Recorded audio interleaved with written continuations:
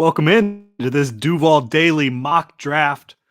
Excited to run through an entirely predictive mock draft for the Jacksonville Jaguars 2023 7 round mock draft. We're going to be going through right now. I'm going to run it over on NFL mock draft database. We're going to take into account all the Jaguars' needs. Currently, I've got it at cornerback, edge, tight end, offensive tackle, of course, tight end and offensive tackle, depth, edge, really depth as well.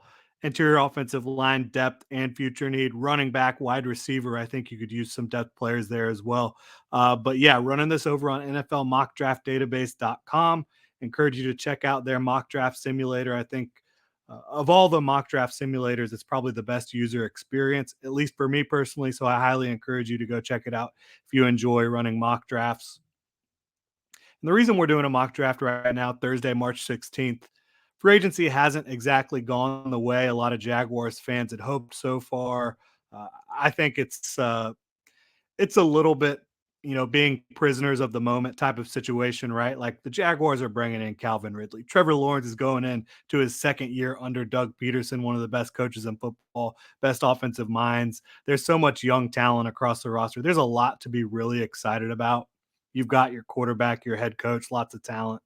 Um, and you've got Calvin Ridley coming in. You've got Evan Ingram coming back. You've got them trying to go make a swing for a guy like Darius Slay. Didn't quite work out for them, but I think the Jaguars are moving in the right direction. But for everyone who's just kind of antsy for something to happen, right? With the Jacksonville Jaguars. I know there's a lot of y'all out there maybe focusing your attention back on the draft, which will happen in just about a month and a half in late April. Could be a way to get your mind off free agency.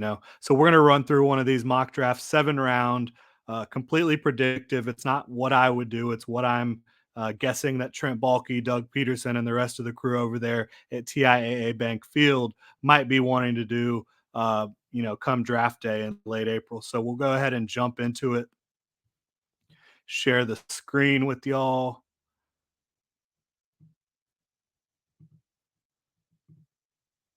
All right. Everything looking good here. I think so.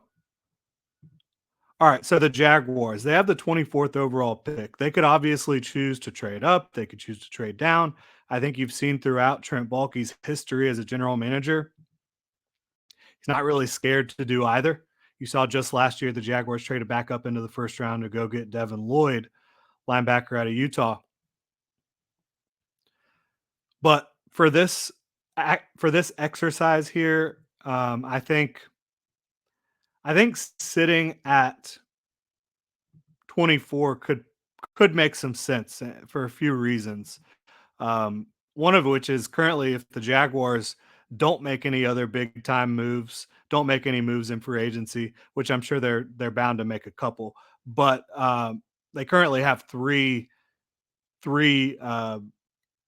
compensatory picks, right?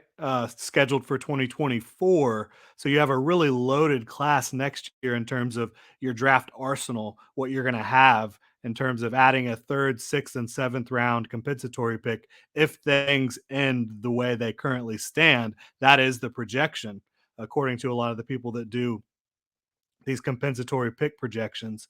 So you don't necessarily need to have a class here, a draft class here where you bring in 10, 11, 12 players. I think really the Jaguars might be in more of a position to be a trade up type of team this year because they don't need a slew of players all over the roster. They really could use a guy here or there and use some more impactful guys than anything else. So I'm not sure that trading down is really going to be the play for the Jaguars. I think trading up would be more likely. But for this exercise, we're going to sit here at 24 because I think there's some really, really good options on the board. For me, the number one need by far is cornerback, whether that be nickel, whatever it is. Your top three corners on the roster right now, you feel really good about two of them. Tyson Campbell is an outside cornerback. Darius Williams also can be your outside cornerback. Or if you need to, you can bump him inside and play nickel as well. Darius can do either thing for you. I think he earned the right to play outside, But depending on the situation, whatever makes most sense to get your best three on the field, that's what you need to do. And so I think if you get here to 24 overall and you've got a corner sitting on the board that you really value, that you should go ahead and go for that player because it's your biggest need right now. It is the one thing that if you stepped on the field tomorrow, you would be like, okay, we might be in trouble here at nickel corner, at your third corner. So you've got Cam Smith, who I'm a big fan of. We've talked about a lot. Keely Ringo here is available on the board as well. Obviously, didn't have the 2022 campaign that everybody was looking for out of him, but still a guy that has great size, has legitimate track speed. Emmanuel Forbes is a turnover machine, but he's 160 pounds. He's really, really light.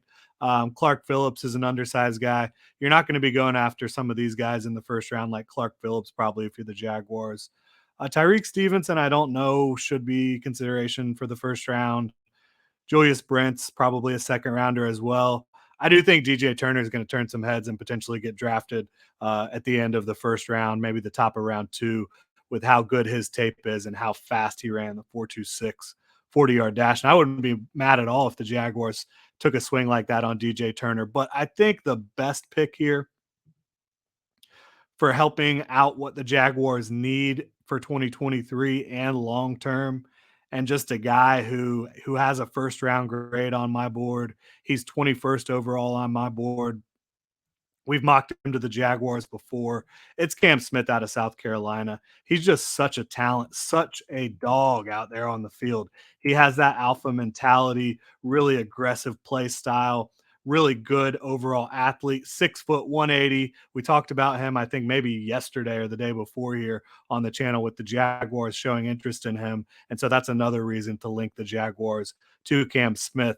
Tony Pauline of Pro Football Network directly said the Jaguars are showing interest in Cam Smith, and they were at his pro day. Deshae Townsend was out there in South Carolina, but he has enough arm length. He has really good 10-yard split, really good 40-yard dash, really good vert, really good broad, really, really good broad jump. That is 96 percentile broad jump. And he's just a guy that has that alpha mindset that I think would be an asset to the mentality of the defense. And then the physical play on the field, tremendous ball skills when the ball's in the air. Prior to that, when you're talking about the quick feet and the hips to turn and carry offensive players downfield, change directions, I think he has that. Is he a little grabby? Yes. So is JC Horn coming out of South Carolina. So are a bunch of guys. I'm not saying he's JC Horn, just comparing the fact that both guys were a little grabby coming out over the last couple years. But I think that that's a really an area that a lot of young corners deal with and have to grow as they get into the NFL. But bringing him in here to compete to either play outside or play nickel, which he did both at South Carolina. He played more outside for the Gamecocks, but there would be entire games where he would just lock down the nickel depending on the matchup. And you saw him going up against Jalen Hyatt, having some success doing that. I think Cam Smith's got to be the pick for me here. I think he makes sense for what the Jaguars need. I think he makes sense for how kind of Trent Baalke values players in the draft. A lot of athleticism, enough length, not a big guy, 180 pounds, but he looks a lot more dense than that on tape, in my opinion. He plays more physical than that. He's an aggressive tackler, really good again with the ball in the air, and he's got the feet and the hips to match movements. So we're going to go with Cam Smith here at 24 overall. We'll go ahead and put him on the board. As we're running through this, I'm not paying attention to the grades here. I don't think that's really something you need to worry yourself too much about. But looking at the Jaguars roster now that cornerback has been addressed, I think you could still continue to address the position. I think they really should probably go after two corners in this class if they don't make another move in free agency. They did just bring back Tavon Campbell, but that's definitely not a needle mover. It's more of a real bottom of the roster depth type of piece, in my opinion. Um, we're not going to go corner back to back, though, obviously. I think what makes a lot of sense to me here, value wise and need wise, I think edge, there's a bunch of guys on the board here that the Jaguars could really go after in round 2. I think it makes a ton of sense to do that. Again, the Jaguars, they have Josh Allen, they have Trevon Walker. Josh Allen is entering the final year of his contract, the 5th year option that the team picked up on Josh Allen, former first round pick for the Jaguars in 2019. He's entering the final year of his deal. Trayvon Walker, pick number 1 overall, you're hoping for a big time development out of him in the pass rush department in year 2, maybe move him more inside on clear pass rushing downs, get him working up against guards and inside of tackles and using that length and explosiveness uh, to kind of push the interior, but you need another edge for 2023. Again, you've lost Arden Key. Dewan Smoot, if you bring him back, he's not going to be ready for the start of the season. You need another edge player. I think the Jaguars may go this direction in free agency at some point, but even if they do, it's not going to be a long-term fixture. It's going to be more of a stopgap solution. So looking at edge in round 2, where I think there's a ton of value on the board, makes a lot of sense. And I just cannot turn away from a guy like Zach Harrison. We can talk about all these guys. Tommy Adibare out of Northwestern. He's a really impressive, um, probably going to project as more of a 3 tech type of player at the next level. Played more edge in college at Northwestern in the Big Ten, but I think with his height weight profile, he is going to project to be a 3 tech at the next level. That's kind of where you've seen him working out at the Senior Bowl more often and then at the combine. But we'll see how it pans out for Adibare. He's a little undersized in my opinion for what Trent Baalke really loves, and he does have the length, no problem. But I don't think he really screams Trent Baalke second round pick to me. Isaiah Foskey, if he's on the board here at 56 overall, I definitely think the Jaguars would have a lot of interest in Isaiah Foskey because they've gotten a lot of opportunities to see him, right? A lot of exposure at Notre Dame, lots of playing time. He's a guy double-digit sacks each of the last 2 years for Notre Dame. Guy that went to the Senior Bowl, guy that went to the Combine. He's got length, right? He's got 34-inch arms. He's got the measurables at 6'5" and 265 pounds. He's got the athletic testing, 4.58 40-yard dash, right? The 34-inch vert, not great, but nothing that's gonna really ruin the athletic profile here. Really good broad jump, 125, 90th percentile. Um, and strong 22 bench press reps. I think it's a guy who will draw interest from the Jaguars. But I think there's a couple guys who they would be even more interested in personally. And for me, that's Derek Hall and Zach Harrison. I think both are really interesting because Derek Hall, he's shorter than you would expect, but he has tremendous natural leverage and great length for the position and great proportional length, right? He's only 6'2 3/4", under 6'3", but with 34 and a half inch arms, the natural leverage there is just tremendous. 21st percentile height among edge players, but 84th percentile arm length. Again, proportional length is huge for Derek Hall. He's already a very stout run defender. He's a little bit stiff, but you did see some good testing numbers, right? The 40-yard dash at 4.55, you like to see that. 10-yard split at 1.59, 33 and a half inch vert, 127 broad. Like he put up good athletic testing numbers, and there's good tape at Auburn as a run defender, but how much of that pass rush profile is going to be unlocked, and how long will it take to unlock the pass rush profile that Derek Hall does have? Because right now it's just not an advanced set of moves that he presents. He doesn't have uh, much in the way of counters, and he's talked about that as well, wanting to improve that. But if you draft him right now, is he going to come in as your third edge rusher and be able to make an impact for you? I'm not exactly sure. And that leads me to one Zach Harrison out of Ohio State. Former 5-star, really big time recruit. Never really developed into a full-time starter, like, he's not coming off the field type of guy at Ohio State, but guess what? Jaguars don't need him to be a full-time starter right now. What they need right now is for him to come in and be able to rush the passer, and he did that at a very high level for Ohio State in 2022 as a rotational guy, got a ton of pressure, and let's just look at the measurables here for Zach Harrison. It's really crazy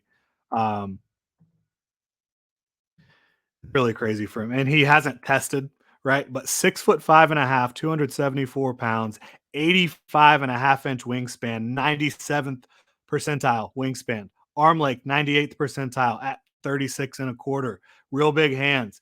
And he did do 25 bench press reps, which is impressive again with that type of length. Usually the super long guys kind of struggle on the bench, but for him to show that type of strength on the bench with that wingspan, I do think is really impressive for Zach Harrison. And even though he didn't test, the word is that this is a guy that would test incredibly well, right? There's rumors that he's running the 4.5 range at 274 pounds. So similarities to Calais Campbell from a size profile, but I think he's got a little bit more of an advanced pass rush profile, and as for as much length as Trayvon Walker brings to the table, Zach Harrison's got even more. So I think he's a Trent Baalke type of pick all the way. And now the next pick isn't till 88 overall for the Jacksonville Jaguars. We've got corner and edge locked down. We've gone defense for both of our first two picks. I don't think we're going to go defense three picks in a row, right? So we're going to take a look at some of the areas of the offense that we might like to try to improve. I think your third offensive tackle you'd like to improve, certainly. I think your second tight end, you could certainly improve. Sam Laporta would be tremendous as a guy who definitely can be a pass catcher for you. I think Luke Schoonmaker can be a little bit of both for you here. Do you want to go there right now? You've also got Zach Kuntz on the board. Maybe you hold off until 121 overall, but your guys, they might be gone. But there's even more tight end depth in this class with Payne Durham, who did test incredibly poorly, but a guy who you've seen on tape and at the Senior Bowl perform at a high level. Britton Strange, Braden Willis, who might be more of an H back type, but I think he can do some things for you at tight end. Blake Whiteheart, a lot of tight ends. I think you can still feel good about on the board. Um, Offensive tackle, what do we got here? Jalen Duncan, certainly a project in terms of his hand usage. It is a mess right now. Some really ugly tape at times, but really good athlete with really quick feet, and he's got the length and the size profile you're looking for. So if you wanted to take him and try to develop him into a potential starter, that could work out. Blake Freeland out of BYU, he's a little stiff, but he's got incredible size, incredible athleticism at the offensive tackle position. He could certainly be someone that Doug Peterson was interested in, just being able to get him out on the move in the running game. I think you could get really excited about that. But again, there's a little stiffness there. Wanye Morris, we've talked a lot about him out of Oklahoma. So I think there's some interesting options for the Jaguars at offensive tackle here. I think Sam Laporta could be the value here that the Jaguars should really be looking for. And you've seen also at times Tucker Kraft out of South Dakota State fall to this spot. And if he fell, he would be my pick because I think he'd be a really good complement to Evan Ingram. If they're able to lock Evan Ingram down long term for the next 3 years, let's say, and then complement him with a guy like Tucker Kraft, who can really line up in line and do those things for you and do that at a high level, but also be a receiving threat. I think that could be really exciting for the Jaguars. But Sam Laporta might be too good of a player to pass on here. Again, I don't think the Jaguars are going to go defense three picks in a row, even though when you look at the depth chart on both sides of the ball, defense three picks in a row might be kind of maybe where they should go. It's interesting. I think Zach Pickens would be a tremendous value in the third round. Really tremendous value in the third round. I feel the same way about Moro Ojomo. Zach Pickens, I think, can do a lot for you. I think he can be both a three tech and a guy that can really help you against the run. I don't think you want to play him at nose tackle, but I think he can be an effective run defender and pass rusher for you. I think Mora Ojomo can do the same, but maybe leaning more into the pass rush side of it. He's a little bit lighter in the pants than Zach Pickens, but plenty of strength he put up on the bench and showed at the University of Texas. And he's got great length. Both guys have kind of that length and size profile you're looking for, even if Ojomo came in a little bit lighter than Pickens. I think both of those guys would be really good picks for the Jaguars.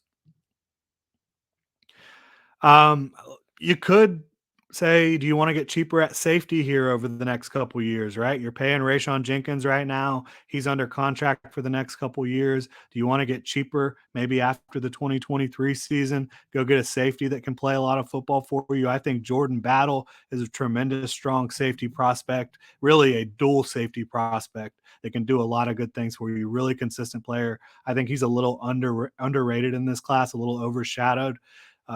Jamie Robinson, I think he's a fun player, but overall didn't test quite how you would like to see. And Jair Brown, kind of same thing. I love Jartavius Martin. I think he could be a lot of fun.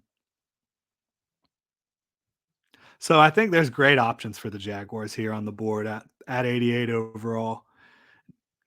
DJ Turner's still on the board. I mean, I don't think he will be, and I'm trying to keep this realistic for y'all. I'm not just going to take the guy who I think is the oh my gosh, he's still available. Let's do that.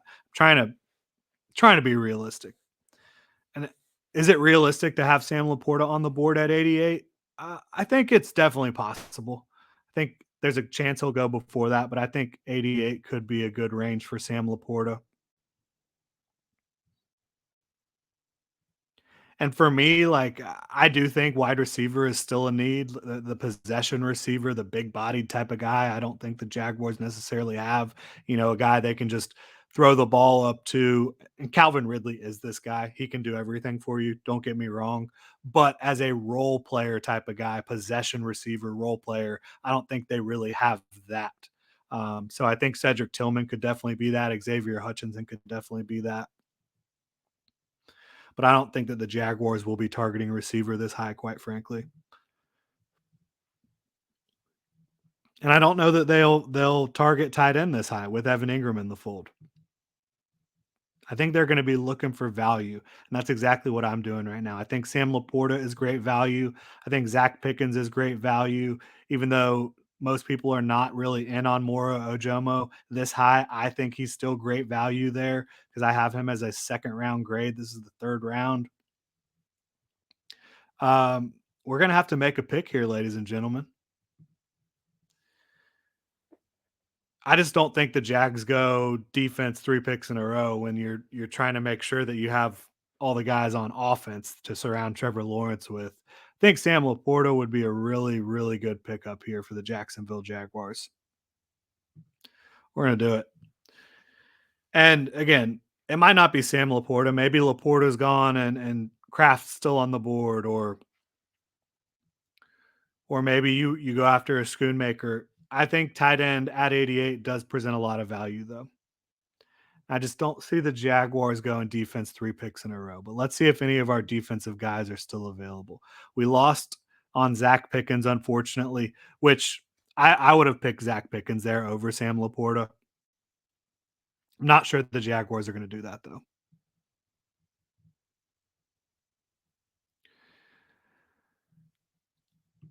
OT, we've still got Freeland and Wanye Morris. I would feel really, really good about Morris in the fourth round, and I think there's a chance he's there late day three, early day, or late day two, early day three. We're kind of in that range here. We'll go ahead and put him on the board for the Jacksonville Jaguars as well. Offense, 2 picks in a row after going defense, 2 picks in a row. Broncos trying to trade us for next year. I'm trying to make some picks right now. All right, just a few picks later at 127 overall. Jaguars are back up, and I've got the phone vibrating. Let's make sure there's no big news on the Jaguars front.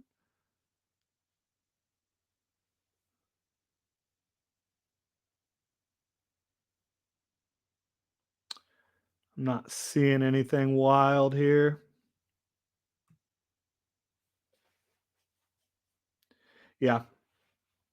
So we'll keep it moving along. This is just the way it's going to go this week. It's free agency week. I've got to be on the phone making sure nothing's going down. So we feel good now. We've got our third offensive tackle, developmental guy with tremendous, tremendous length, tremendous athleticism. Wanye Morris brings to the table, teammate of Anton Harrison, guy who played at Tennessee, transferred over to Oklahoma. But look at it.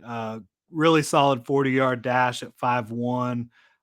Solid vert for his size, 28 and a half inches. Really good broad at 111 for his size. He's 6'4", 307. I think he plays a little bit heavier than that. Came in light at the combine, just trying to make sure he ran his best. But he's got 35 and an eighth inch arms, big 10 and a quarter hands. This is the type of guy I think Trent Baalke would value on the offensive line. He's got the athleticism, the size, the experience.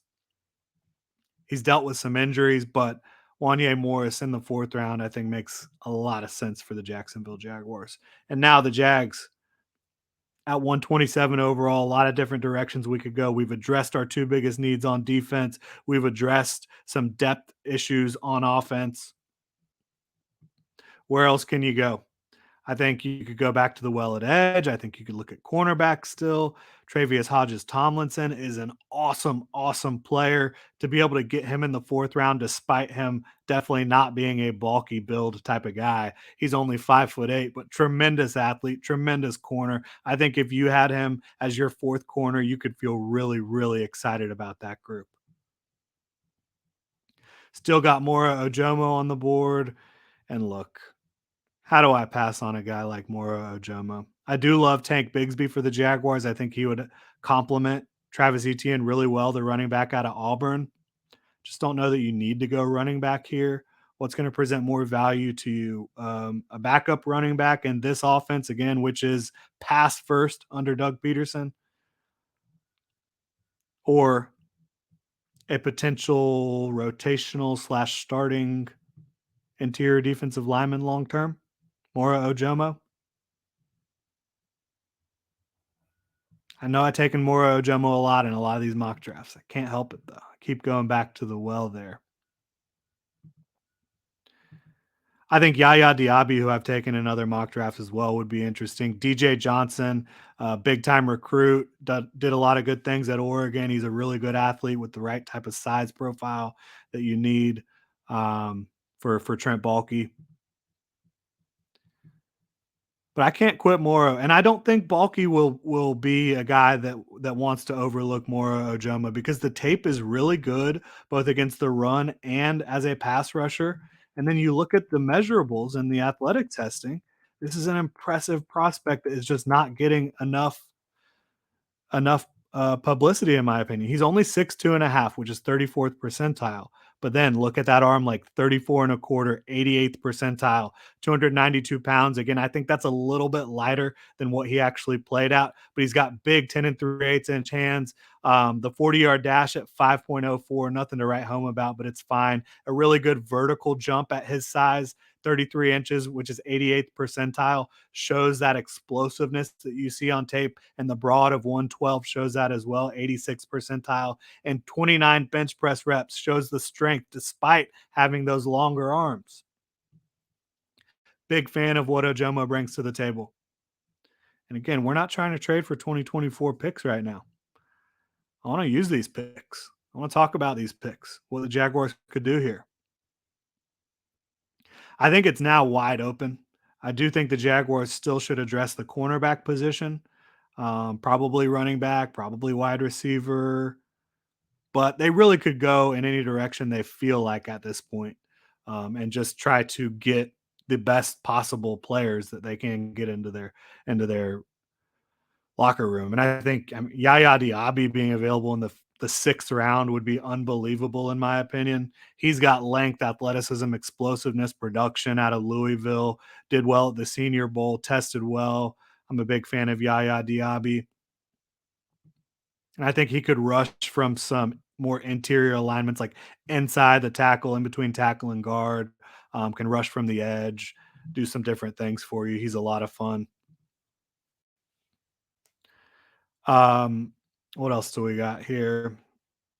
Cameron Young can play. Jared Clark can play. Not a huge fan of Nesta Jade Silvera, but he can make some big plays for you. DJ Dale played a ton at Alabama. I do like PJ Mustipher as a big interior run stuffer. Um, I don't think we need to go tight end again this early, but we could certainly.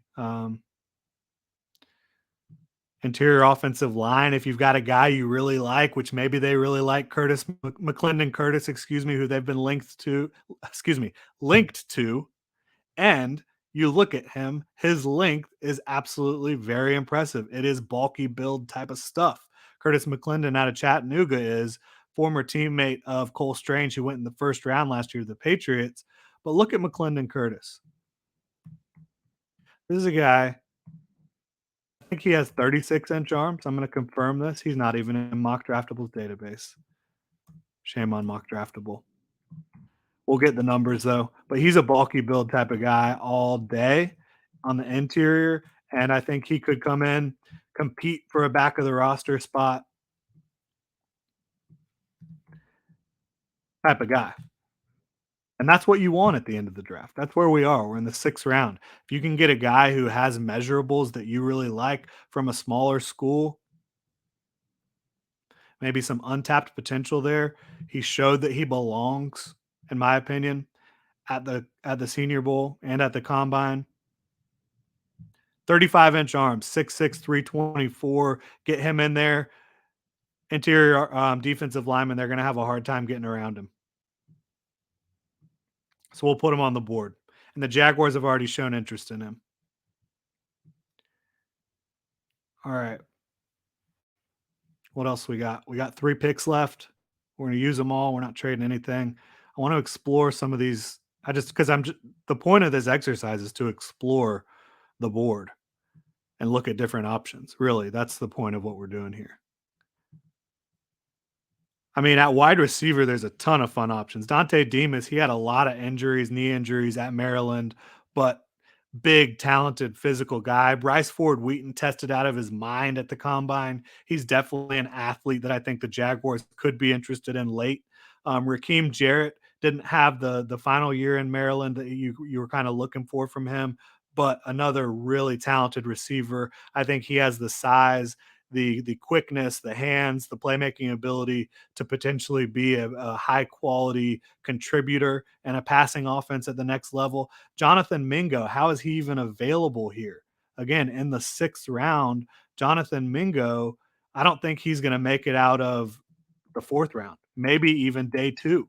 Jonathan Mingo. I have a 2nd round grade on the guy out of Mississippi. He had a really good Senior Bowl.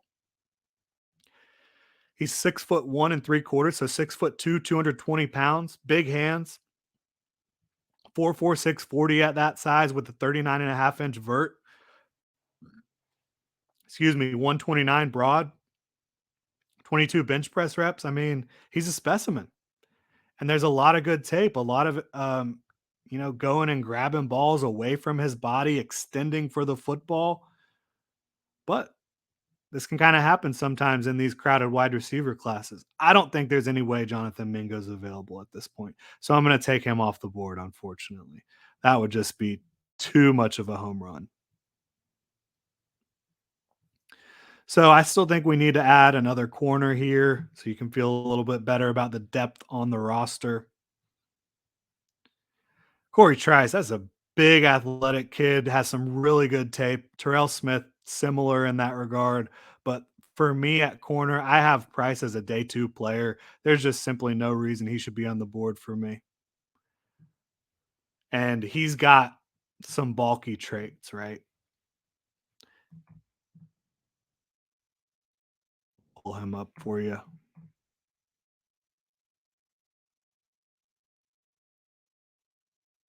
I could type. We'll pull him up for you. There we go. He's out of Purdue, right? And again, some really good tape. He's a bigger corner. So not as fluid as maybe like a DJ Turner or a Cam Smith, but that's not what his game is predicated upon. He's more of a big physical athlete at the position. 6'3", 206, 32.5-inch arms, really good arm length there. 9 3/4 hands, good hand size. A 4.4740. So again, that's not insane, but not terrible. 35.5 inch vert, that's fine. 132 broad shows big time explosiveness there. And then 17 bench press reps is pretty good. I think to get a guy of his production and talent and athletic profile this late in the draft would be a steal. And in this cornerback class that is absolutely loaded with talent, it is possible that that could happen. All right, so we're now sitting at 208 overall, back in the sixth round here. Still haven't taken a receiver, even though I think there's a ton of receivers that are fun to think about here in this class. We've taken offensive tackle, we've taken interior offensive line, corner, edge. Got two corners off the board, right? You've got another interior defensive lineman. You really can go in whatever direction you want here.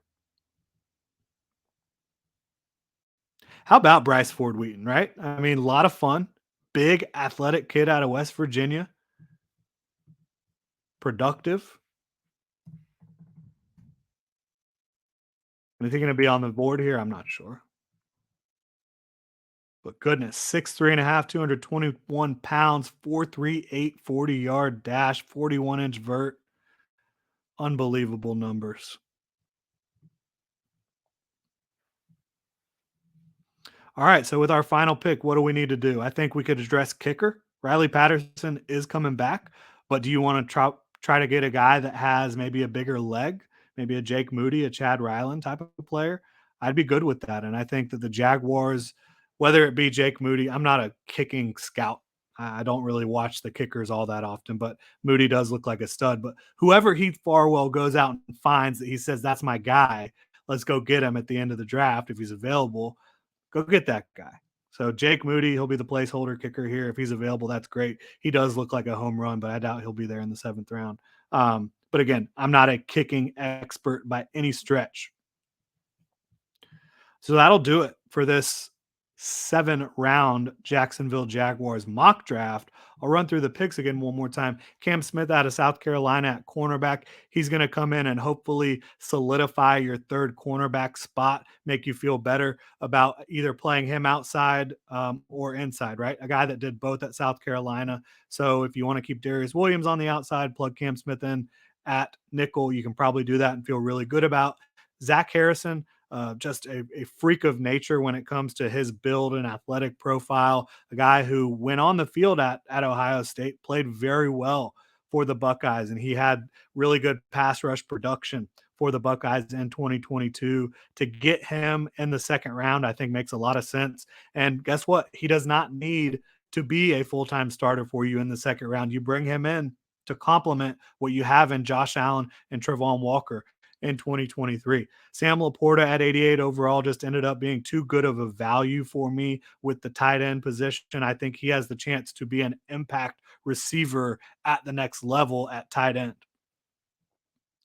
Wanye Morris out of Oklahoma, a guy, great traits, lot of starting experience. You want to refine some things a little bit of a project, but he's your third tackle. I think you can feel pretty decent about that. Getting him in here for an entire spring and summer, and then getting him prepped to be your third tackle. I think you can live with that. And with his athletic traits and physical gifts, his length, he's going to have an advantage from a length perspective and an athleticism perspective against most guys he's going to go up against. So you can feel pretty good about that as a baseline for Wanye Morris.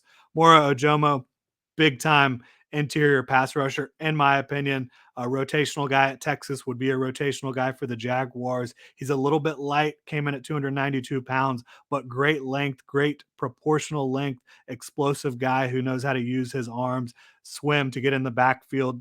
A lot of different moves on the interior there for Mora Ojomo. McClendon Curtis, big, athletic, not super athletic, but just massive guy with length, good athlete for his size, interior offensive lineman. I think the Jaguars have already talked to him, and I think that they would definitely value him at that point in the draft.